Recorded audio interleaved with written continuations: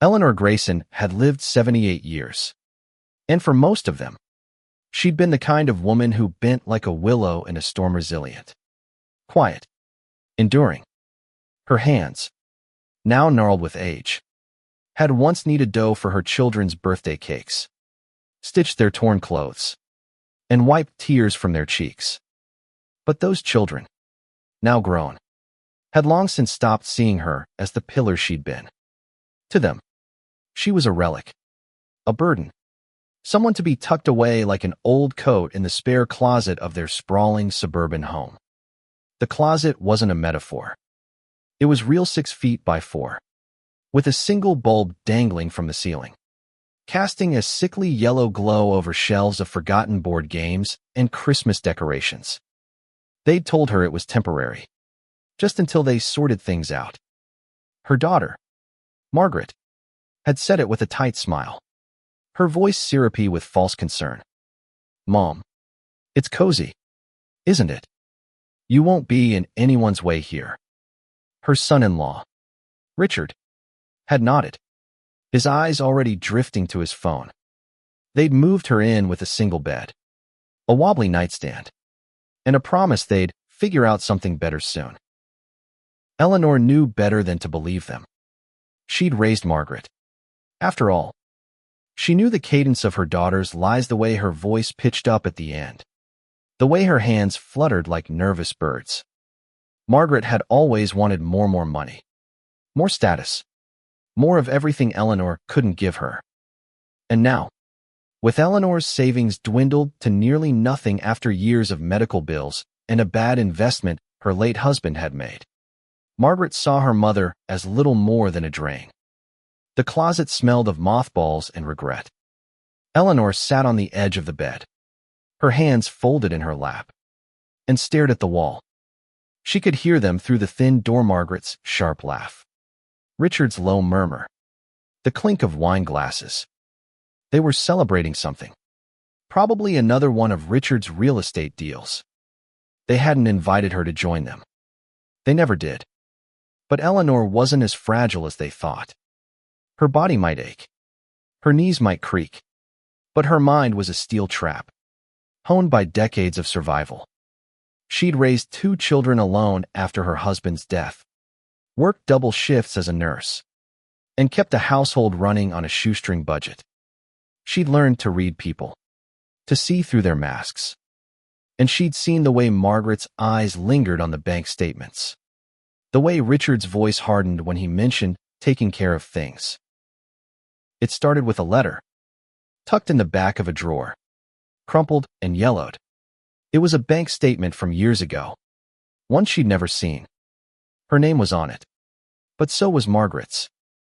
A joint account, opened when Margaret was still in college, meant to be a safety net.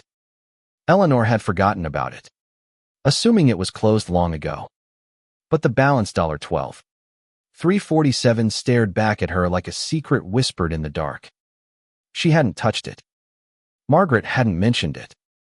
Yet there it was, a relic of trust now buried under years of neglect. Eleanor's fingers trembled as she held the paper. She wasn't thinking about the money, not yet. She was thinking about the closet, the way they'd shut the door on her like she was nothing. She was thinking about the years she'd given them, the sacrifices they'd never acknowledged. And she was thinking about the laptop Richard left on the kitchen counter every night, its screen glowing with open tabs, bank accounts, investment portfolios, passwords scribbled on a sticky note like he thought no one would dare look. She wasn't that kind of person. At least, she hadn't been. But something shifted in her that night, a spark igniting in the ashes of her resignation. She didn't sleep. She sat in the closet, the bulb flickering above her, and began to plan. The next morning, Margaret knocked on the door, 2 sharp raps, like a warden checking on a prisoner. "Mom, you okay in there? We're heading out for a bit. There's cereal in the kitchen if you're hungry." No invitation to join them. No offer to sit at the table like a family. Just cereal, like she was a child or a pet. "I'm fine," Eleanor called back, her voice steady despite the fire in her chest. She waited until she heard the front door slam, the car engine fade. Then she stepped out of the closet, her joints protesting, and made her way to the kitchen. The laptop was there, just as she'd expected. Richard's sticky note was stuck to the counter, a careless scrawl of usernames and passwords. Eleanor's heart pounded, but her hands were steady as she opened the laptop and typed. She wasn't sure what she was looking for not yet, but she knew she'd find something. She always did. The bank's website loaded slowly, the cursor blinking like a heartbeat. She entered the credentials from the sticky note, half expecting an error. But the screen changed, and there it was, their joint account, untouched for years, and another one, Richard and Margaret's main account, with a balance that made Eleanor's breath catch. $237. $891. Money they'd never mentioned. Money they'd hoarded while telling her they couldn't afford to keep her in their guest room. She sat back, the chair creaking under her weight. She wasn't a thief. She'd never taken a penny that wasn't hers. But as she stared at the screen, at the numbers that represented a life she'd never been invited to share, something hardened inside her. They'd told her to stay in the closet. They'd made her feel small, invisible. But Eleanor Grayson was not invisible. Not yet. She opened a new tab, her fingers moving faster now. She wasn't sure where this would lead, but she knew one thing. She wasn't going back to that closet. Not without a fight. Eleanor's hands hovered over the keyboard, the glow of the laptop screen casting shadows across her lined face. She wasn't a tech wizard. Her generation had grown up with rotary phones and typewriters, but she'd learned enough over the years to navigate the basics. She'd taught herself to balance budgets on clunky hospital computers, to send emails to her grandchildren, to keep up with a world that seemed determined to leave her behind. Now, that stubborn adaptability was her weapon. She clicked through the bank's website, her eyes scanning the transactions. Most were mundane groceries, utilities, Margaret's endless clothing purchases. But one entry caught her attention, a transfer of $5,000 to an account labeled investment fund. The date was recent, just a week before they'd moved her into the closet. She clicked further, her curiosity sharpening into suspicion. The account was linked to Richard's name, but the statements showed deposits from multiple sources, including one labeled E. Grayson Trust. Her breath caught. The trust had been set up by her late husband, Harold, a small nest egg meant to ensure her security in old age. She'd thought it was depleted years ago, drained by medical bills and Margaret's emergencies. But here it was, alive and well, with a balance of $45,000. Money she'd never been told about. Money they'd kept from her while relegating her to a closet. Eleanor's chest tightened, not with sadness, but with a cold, clear anger. She'd trusted Margaret with the trust's oversight, believing her daughter would honor Harold's wishes. Instead, Margaret and Richard had siphoned it, drip by drip, into their own accounts. She clicked through more records, her heart pounding as the pieces fell into place. They hadn't just neglected her, they'd betrayed her, systematically, while smiling to her face. She leaned back, the kitchen silent except for the hum of the refrigerator. She could confront them, demand answers, but she knew how that would go. Margaret would cry, Richard would bluster, and they'd spin a story about protecting her interests. She'd seen it before when they'd convinced her to sell her house, promising she'd live with them like family. Family didn't lock you in a closet. No, confrontation wasn't the answer. Not yet. Eleanor's mind raced, piecing together a plan. She wasn't just going to survive this, she was going to reclaim what was hers. She opened another tab, searching for how to transfer money online. The internet was a labyrinth, but she was patient. She read articles, watched tutorials. her fingers clumsy but determined. By the time the sun dipped below the horizon, she'd learned enough to know it was possible. She could move the money, the trust, the joint account, even their savings without leaving a trace. At least, not one they'd find right away. But she needed more than knowledge. She needed access. Richard's sticky note was a start. But she'd have to be careful. They'd notice if she started moving large sums. And she wasn't ready for them to know she was onto them. She needed time. And she needed help. That evening, when Margaret and Richard returned, Eleanor was back in the closet, her face a mask of quiet compliance. "How was your day, Mom?" Margaret asked, her voice dripping with perfunctory concern. "Fine," Eleanor said, her eyes fixed on the wall. She didn't trust herself to look at her daughter. Not yet. Not when she could still feel the sting of betrayal.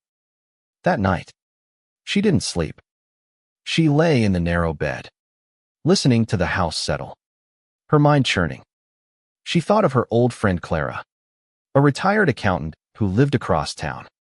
Clara had always been sharp, with a knack for numbers and a distrust of smooth-talking men like Richard. If anyone could help her navigate this, it was Clara. The next morning, Eleanor waited until Margaret and Richard left for work. She slipped out of the closet, her movements slow but deliberate, and made her way to the phone in the living room. It was an old landline, one they kept for emergencies. She dialed Clara's number from memory, her fingers trembling with a mix of fear and resolve. "Eleanor." Clara's voice was warm but tinged with surprise. "It's been ages. Are you okay?" Eleanor hesitated, then let the truth spill out, not all of it, but enough.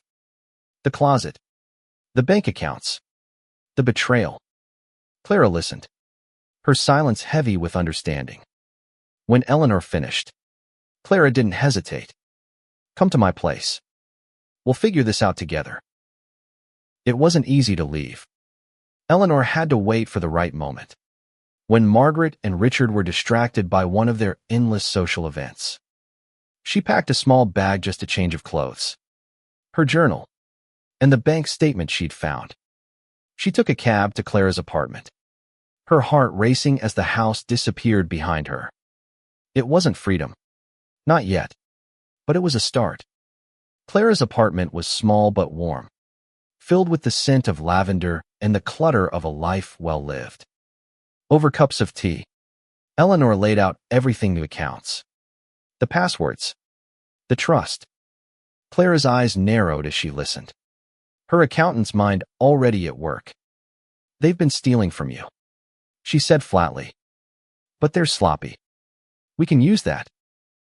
Together, they mapped out a plan. Clara knew a lawyer, a sharp young woman who specialized in elder law. They'd need her to protect Eleanor legally, to ensure whatever she did couldn't be twisted against her. But first, they needed to secure the money. Clara showed Eleanor how to set up a new account, one in her name alone, at a different bank. They used the laptop Clara kept for her freelance work, its screen cluttered with spreadsheets and tax forms. By the end of the day, they'd transferred the $12.347 from the joint account to Eleanor's new one. It was a small victory, but it felt monumental. For the first time in years, Eleanor felt a flicker of power, of agency. She wasn't just surviving, she was fighting back. Eleanor and Clara sat at the small kitchen table, the laptop humming between them. The transfer of the joint account had been a quiet triumph, but it was only the beginning. The trust $45,000 and Richard and Margaret's savings loomed larger, a mountain Eleanor wasn't sure she could climb. But Clara's confidence was infectious. "They think you're helpless," she said, her voice sharp with indignation. "Let's prove them wrong." The lawyer, Sarah, arrived the next morning. She was younger than Eleanor had expected, barely 30, with a no-nonsense demeanor and eyes that missed nothing. Clara had briefed her. And Sarah wasted no time. What they've done is financial abuse, she said, her pen tapping against her notepad. The trust is legally yours, Eleanor. We can reclaim it. But we need to be strategic. If they suspect you're moving money, they'll lock you out. Sarah outlined the legal steps, a formal demand letter, a court order if necessary, and protections to ensure Eleanor's safety. But Eleanor wasn't ready for court yet. She wanted to handle this her way, at least for now. She wanted them to feel the weight of their betrayal, to know she wasn't invisible. Clara suggested starting with the trust.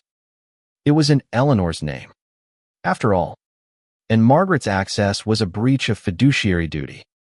Sarah agreed, but cautioned that moving the money without legal backing could complicate things. We need to document everything, she said. Every transaction, every statement. If they fight back, we'll be ready. Over the next few days, Eleanor and Clara worked meticulously. Clara taught her how to navigate the bank's security questions, how to reset passwords without triggering alerts. They used Clara's laptop, keeping everything off Richard's device to avoid suspicion. Eleanor marveled at how much she was learning how to mask her IP address, how to set up two-factor authentication, how to move money in small, untraceable increments. The trust was trickier than the joint account. Margaret had set up alerts, and any large transfer would notify her instantly. So they moved slowly, transferring $2,000 at a time to Eleanor's new account. Each transaction felt like a heartbeat, a pulse of reclaiming what was hers. By the end of the week, they'd moved $20,000. It wasn't all of it, but it was enough to make Eleanor feel alive again. But the real prize was Richard and Margaret's savings. $237. $891. It wasn't hers. Not legally. But Eleanor couldn't shake the image of the closet. The way they'd dismissed her. The way they'd lived lavishly while she slept on a cot. She didn't want to steal. She wasn't a criminal, but she wanted them to feel something. Anything. That matched the weight of her pain. Clara was hesitant. This is a line, Eleanor, she said, her voice gentle but firm. Once you cross it, there's no going back. I know, Eleanor replied, her voice steady. But they crossed a line first. Sarah, ever practical, suggested a compromise. We can freeze their account, she said. It's legal, with the right paperwork. You're a victim of financial abuse, Eleanor. A judge will see that. We can tie up their funds until they agree to release the trust in full. It was a good plan, but it wasn't enough for Eleanor. Freezing the account would hurt them. Yes, but it wouldn't teach them. It wouldn't make them see her. She wanted more than justice. She wanted reckoning. She spent nights at Clara's, sleeping on the couch, her mind racing with possibilities. She didn't tell Clara or Sarah everything, not yet. She wasn't sure she could articulate it herself. But in the quiet hours, she began to see it clearly, a plan not just to reclaim her money, but to reclaim her life. She started small, testing the waters. Using Richard's passwords, she logged into their investment accounts, their credit cards, their mortgage portal. She didn't touch anything, not yet, but she learned. She saw how much they owed, how much they spent, how little they saved. She saw their vulnerabilities, their carelessness, and she saw her opportunity. By the end of the second week, Eleanor had a plan. It was risky, audacious, something the old Eleanor, the one who bent like a willow, would never have considered. But the new Eleanor, forged in the crucible of betrayal, was ready. She'd clear their accounts, not to keep the money, but to make a point. She'd walk out, not to disappear, but to start again. Eleanor's plan took shape in the quiet of Clara's apartment. Each step calculated with the precision of a woman who'd spent decades making do with less. She wasn't just moving money, she was rewriting the story they'd forced her into. She wasn't the frail old woman in the closet anymore. She was Eleanor Grayson, and she was taking back her power. The first step was the trust. With Sarah's help, they drafted a letter demanding full control of the $45,000, citing Margaret's breach of fiduciary duty. Sarah sent it to the bank, not to Margaret, to avoid tipping her off. The bank responded quickly, freezing the trust pending a review. It wasn't a victory yet, but it was a start. Margaret would notice soon, and Eleanor wanted her to. The savings account was trickier. Eleanor didn't want to take it all, not because she didn't think they deserved it, but because she wanted to be smarter than that. She wanted to hurt them where it mattered, their pride, their security, their illusion of control. She and Clara devised a plan to transfer the money in stages, using multiple accounts to obscure the trail. Clara knew a friend who'd worked in cybersecurity, a quiet man named Tom who didn't ask too many questions. He showed them how to route the transfers through temporary accounts, making it look like a glitch or a hack. They started with $50, moving it to an offshore account Clara had set up for a client years ago. It wasn't theft. Eleanor told herself it was leverage. She'd give it back, eventually, but not until they understood what they'd done. The next $50, went to a second account, then a third. Each transfer was a pulse, a reminder that she was still here, still fighting. Margaret noticed on the third day. Eleanor was at Clara's when the call came. Her daughter's voice shrilled through the phone. "Mom, where are you? The bank's saying there's a problem with your trust. Did you do something?" Eleanor's heart raced, but her voice was calm. "I'm visiting a friend." "Margaret, what's wrong with the trust?" "It's frozen. And Richard's account, something's off. You need to come home. Now." Eleanor hung up without promising anything. She knew Margaret would check the closet first, expecting to find her there, meek and waiting. The thought made her smile. A small, fierce thing. Clara and Sarah were her anchors, keeping her grounded as the plan unfolded. Sarah filed for a restraining order, citing financial abuse and unsafe living conditions. The closet, Sarah argued, was evidence enough.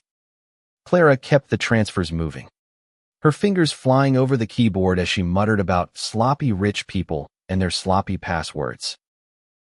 By the end of the week, they'd moved $150. Eleanor didn't touch the money she didn't need to. It was enough to know it was out of their reach, locked away in accounts they'd never find. She wrote a letter, not to Margaret or Richard, but to herself. It was a reminder of why she was doing this. A promise to the woman she'd been and the woman she was becoming. The final step was the hardest. Eleanor had to go back, not to stay, but to face them. She needed them to see her, to know she wasn't invisible. Clara drove her to the house, her old sedan rattling along the quiet streets. Eleanor's bag was packed, her new bank card tucked safely in her wallet. She didn't know where she'd go after this, but she knew she wasn't staying. Margaret was waiting in the living room, her face pale with fury. Richard stood behind her, his phone in hand, already calling the bank. "Where have you been?" Margaret demanded. "What did you do?"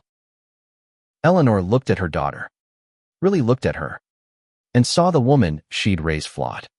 Selfish, but still hers. For a moment, she wavered. But then she remembered the closet, the mothballs, the way they'd locked her away. "I took what was mine," she said, her voice steady. "And some of what's yours, too. You'll get it back when I'm ready."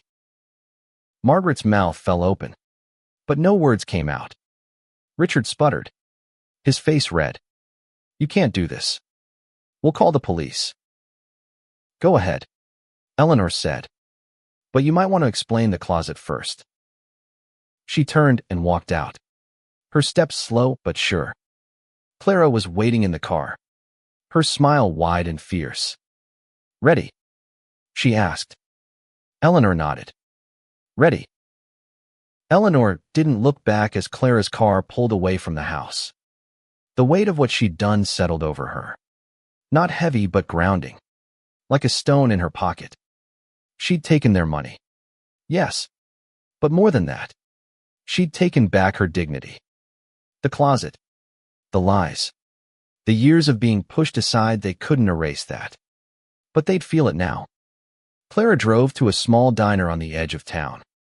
A place where the coffee was strong and the booths were worn but clean. Over pancakes and syrup. They planned the next steps. Sarah had already filed the paperwork to secure the trust permanently, and the restraining order was in motion. The money Eleanor had moved $150,000 of their savings was safe. For now, in accounts only she and Clara could access. But Eleanor didn't want to keep it. She wanted to use it. To make a point. "I want them to learn," she told Clara. Her fork paused over her plate. "Not just to hurt, but to understand." Clara nodded, her eyes soft with understanding. "Then let's make sure they do." They decided to donate a portion of the money $50,000 to a local charity for elderly care, one that provided safe housing for seniors like Eleanor. The donation would be anonymous, but Eleanor made sure the paperwork included a note, in memory of those forgotten and spare closets. She wanted Margaret and Richard to see it, to know it was their money, their lesson. The rest of the money she kept in reserve. Not for herself, she didn't need much, but for leverage. Sarah suggested setting up a trust for her grandchildren, one Margaret couldn't touch. It was a way to protect them, to give them something their parents couldn't squander. Eleanor liked that idea. It felt like a bridge to the future, a way to keep loving her family without letting them hurt her again. Margaret called again that night, her voice a mix of panic and rage. "Mom, this is insane. You can't just take our money. We'll sue you." Eleanor listened, her heart steady. "You can try," she said, "but you'll have to explain a lot of things first. Like why you thought a closet was a home." She hung up before Margaret could respond. It wasn't satisfying. Not exactly. But it was necessary. She wasn't running anymore. She was standing her ground. Over the next few days, Eleanor settled into Clara's apartment, sleeping on the couch until they found her a small place of her own. It wasn't much, a one-bedroom with a tiny kitchen and a window that overlooked a park, but it was hers. For the first time in years, she felt like she belonged somewhere. Sarah kept her updated on the legal front. The bank had released the trust to Eleanor's control, and the restraining order was granted. Margaret and Richard were scrambling, their accounts frozen pending an investigation into financial abuse. They hadn't called the police. Eleanor knew they wouldn't. The closet was their dirty secret, one they couldn't afford to expose. But Eleanor wasn't done. She wrote a letter to Margaret, not to mail, but to keep for herself. In it, she poured out everything: the pain of being sidelined, the love she'd always had, the betrayal that had broken her heart. She didn't know if she'd ever send it, but writing it felt like closing a chapter. Clara helped her furnish the new apartment, dragging her to thrift stores and laughing as they picked out mismatched chairs and a bright red teapot. "You're starting over," Clara said, her eyes shining. "Not many people get to do that at our age." Eleanor smiled, her first real smile in months. "I'm not starting over," she said. "I'm starting again." Eleanor stood in her new apartment, the morning light streaming through the window. The park outside was alive with children playing, their laughter a soft counterpoint to the quiet of her thoughts. She held a mug of tea from the red teapot, its warmth seeping into her hands. This was her space, her life, reclaimed from the shadows of a closet. The legal battle wasn't over. But Sarah was confident. The evidence, the bank statements, the closet, the trust was overwhelming. Margaret and Richard had hired a lawyer. But their case was weak. They'd settled out of court, agreeing to release the remaining trust funds and pay Eleanor's legal fees. The $100, 000 still in Eleanor's control was returned, minus the donation to the charity. She didn't need it anymore. She had enough money, enough strength, enough hope. She'd started volunteering at the charity, helping other seniors navigate the system, find housing, reclaim their dignity. It wasn't just work, it was purpose. She saw herself in their eyes, in their stories of being overlooked, underestimated. She listened. She helped. And in doing so, she healed. Margaret hadn't called again, and Eleanor didn't expect her to. The letter she'd written remained in a drawer, unmailed but not forgotten. Maybe one day she'd send it, or maybe she'd let it be. Forgiveness wasn't about erasing the past, it was about living beyond it. Clara visited often, bringing stories and laughter and the occasional bottle of wine. They'd sit on Eleanor's tiny balcony, watching the sunset, talking about everything and nothing. "You're a force, Eleanor Grayson," Clara said one evening, raising her glass. "Never forget that." Eleanor laughed, the sound light and free.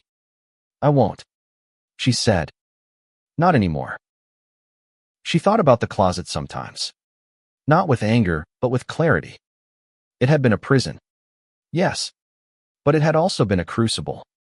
It had shown her what she was capable of, what she could survive, and it had led her here, to this moment, this life. As the sun dipped below the horizon, Eleanor raised her mug in a silent toast.